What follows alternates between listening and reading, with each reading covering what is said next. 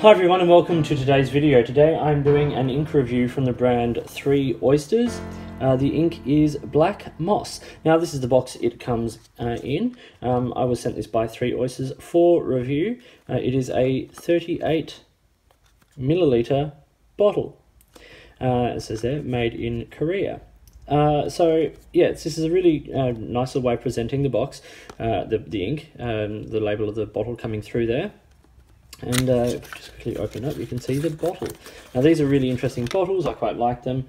They are a nice sort of size. So 38 mils is a good amount of ink to get. Nice sort of, sort of solid opening there on the top. And this little wedge cutout there on the side, which allows you to stand the bottle up for ease of filling when the ink level gets a little bit low. So really handy bottles, really nice bottles, and interesting inks. There's a wide range of colours from this brand. Just to give you a very quick basic rundown, when I did an unboxing video and everything a little while back about these inks, I made this chart, which is made in just a Tomoe River notebook. And you can see there that those are the Delicious range, and then over here we get the more traditional inks and the iColor inks. And so there's a nice range of colours. They generally all perform fairly well, but let's look at this one in particular. So as I said, this is Black Moss. So here it is on Rhodia paper.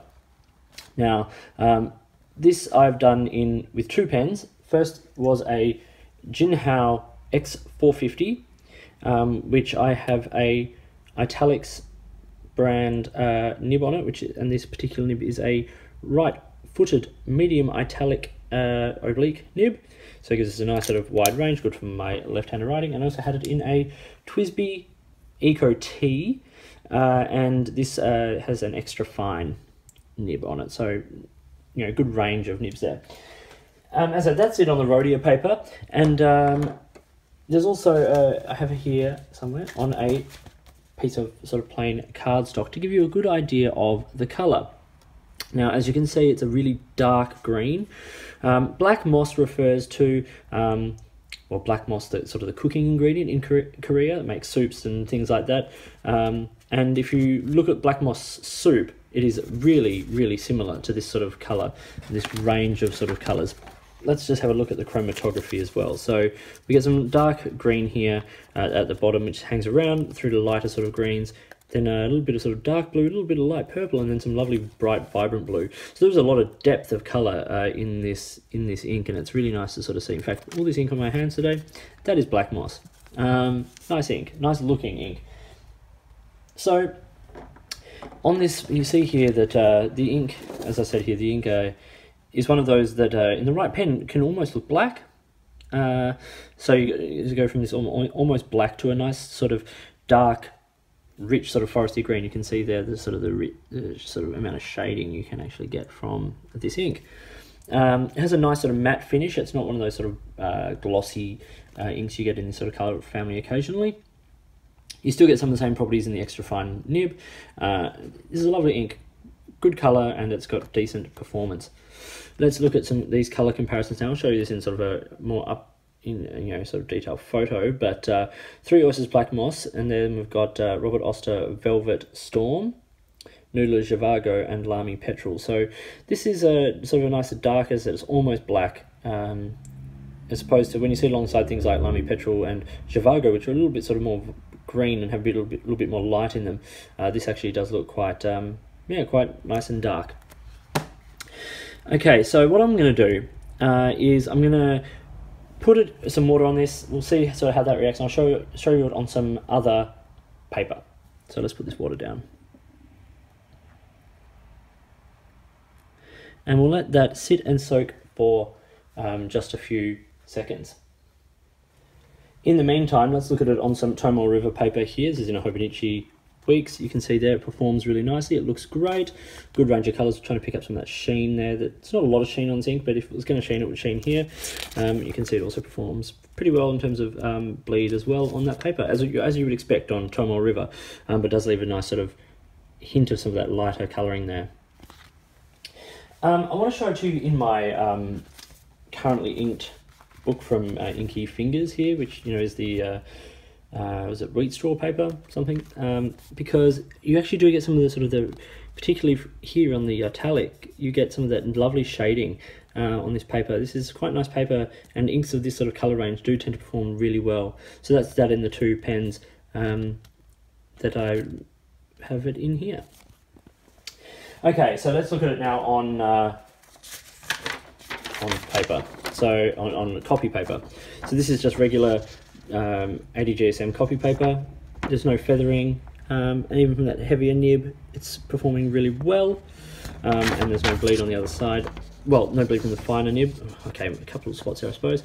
It does put down a little bit from the heavier nib, but that is putting down quite a lot of ink, and it's really where we sort of laid it down heavy on the crosshatch and on the little scribble there that we see it a bit more. It doesn't perform as well on the cheaper paper as you would expect. This is the Reflex Spyrex notebook, sorry. There's a bit of feathering occasionally. There's a little bit of sort of muted, sort of the colour's a bit more muted, there's less shading.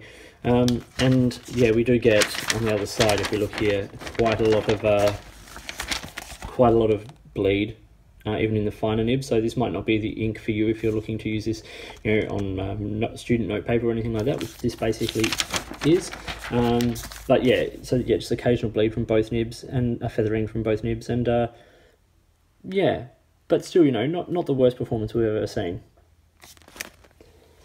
Okay, so let's dry up this water test now. A little bit of a wobble there. I'll dry it up. So from the chromatography, we can sort of understand what we're going to expect from this.